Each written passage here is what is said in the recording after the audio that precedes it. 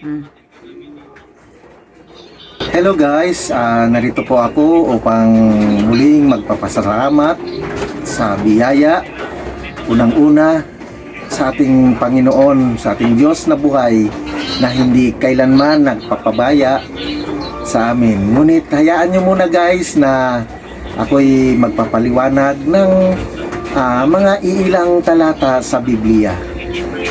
Buksan natin, kung mayroon kayong Bible guys, ay buksan natin ang ating mga Biblia sa Lucas chapter 10 verse 30. Ang sabi po doon, may isang manglalakbay galing Jerusalem patungong Jericho. At sa gitna ng kanyang paglalakbay, siya hinarang ng mga tulisan at kinuha ang kanyang dalang pera at siya'y binugbog, iniwang sugatan at halos mamamatay na. At dumaan ang isang Pariseo, tiningnan lamang niya ito at siya'y lumihis ng daan.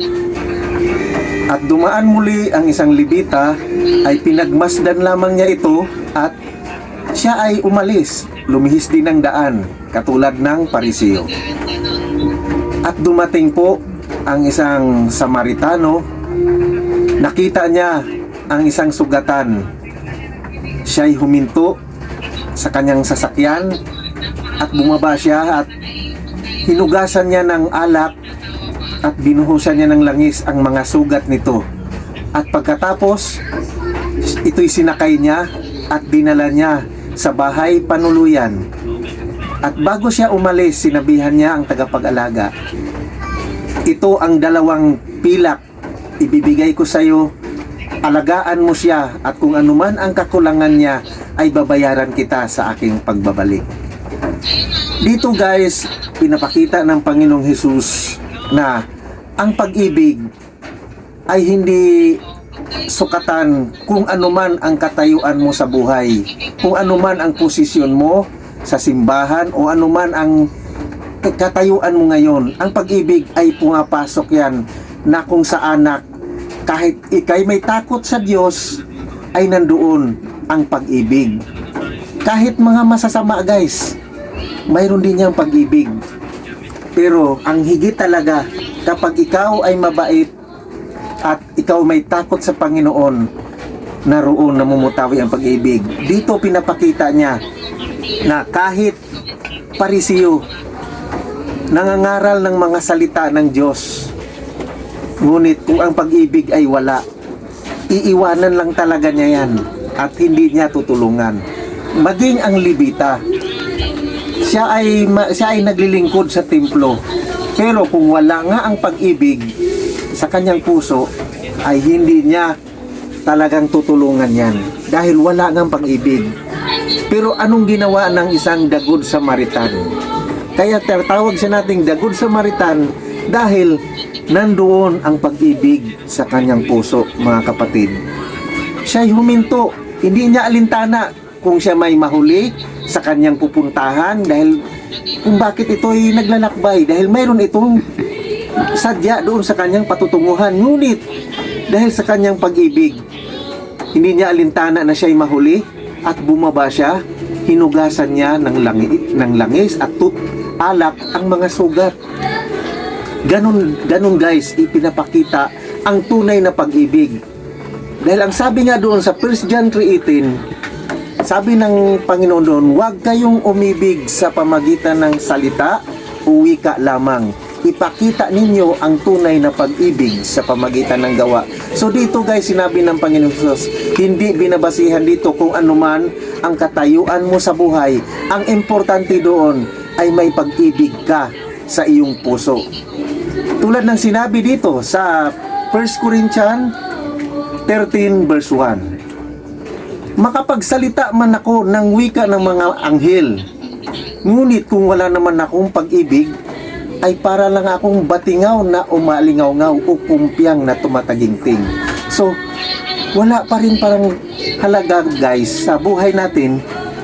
Kahit pa kabisaduhin natin ang buong salita ng Diyos, buong Biblia, kung hindi natin i-apply sa ating puso ang pag-ibig, wala ring halaga yun. Dahil yun ang kailangan ng Diyos sa atin ang mabuhay tayo sa pag-ibig.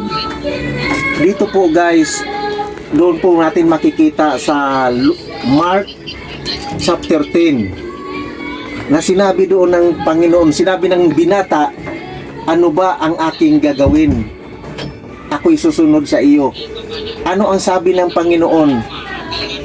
Ibinta mo ang iyong mga ari-arian at ibahagi mo sa mga dukha at sumunod ka sa akin. Malungkot ang isang binata na umalis sapagkat siya'y napakayaman. Dahil pinaghirapan niya ang yaman na ito at minana niya ito sa kanyang mga magulang. So, nanghihinayang siya. Bakit?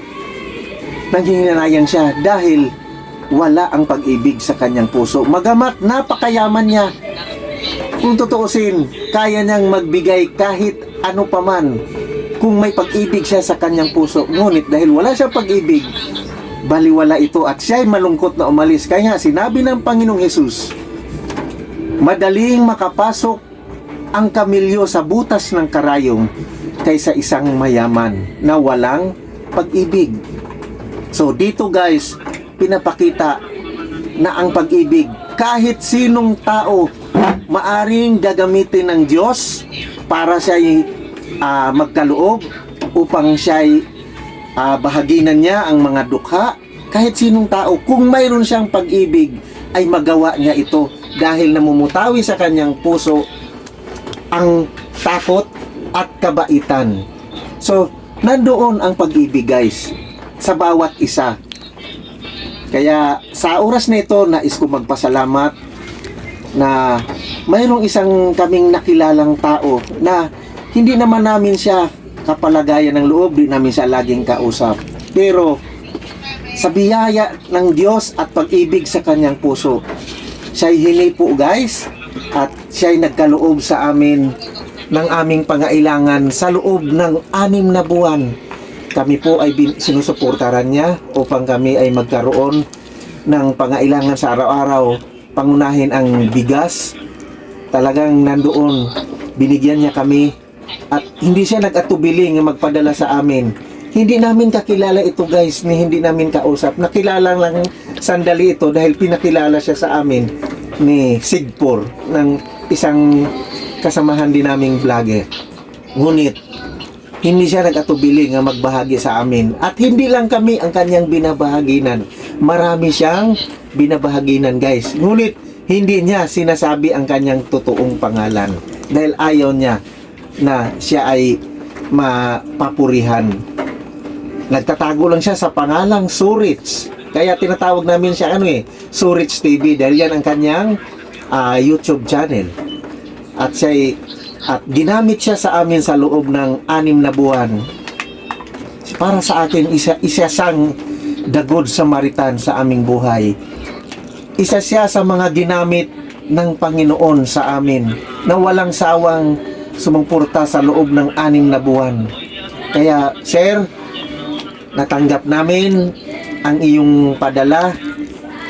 At maraming salamat. Narito na po, nabili namin ang bigas na 25 kilos.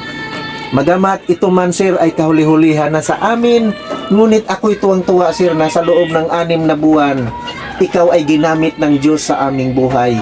Ako'y nagpapasalamat sir at ako'y patuloy na dumadalangin sa Panginoon na ikaw ay bibigyan ng ibayong kalakasan, kondisyon ng pangangatawan, maging sa iyong pagkatrabaho. Ika'y patuloy na pagpalain at marami ka pang mga taong nangailangan na iyong matutulungan sir. Maraming salamat na ginamit ka sa aming buhay at sa ang Panginoon ang bahala sa iyo sir, magbabalik sa iyong mga biyayang ibinigay sa amin sapagkat ako ay naniwala at nagtiwala sa Diyos na ikaw ay kanyang hinihipo para gamitin sa amin. Maraming salamat sa iyo sir, Surits TV. Salamat sa iyo Brad Otip ha sa iyong pinagkaloob sa amin at asahan mo ito sir. Saan man ako idako ng Panginoon upang ipangaral ang kanyang mga banal na salita, ay mababanggit ko at matestimony ko ang kabutihan na ito sa ginawa mo sa amin. Dahil alam namin na hinipo ka ng Diyos Dahil hindi naman tayo magkakilala, ngunit naroon, ginamit ka ng Diyos sa aming buhay. Para sa akin, sir, isa kang The Good Samaritan. Maraming salamat at pagpalain ka ng Diyos, Brother Surits TV. Salamat po.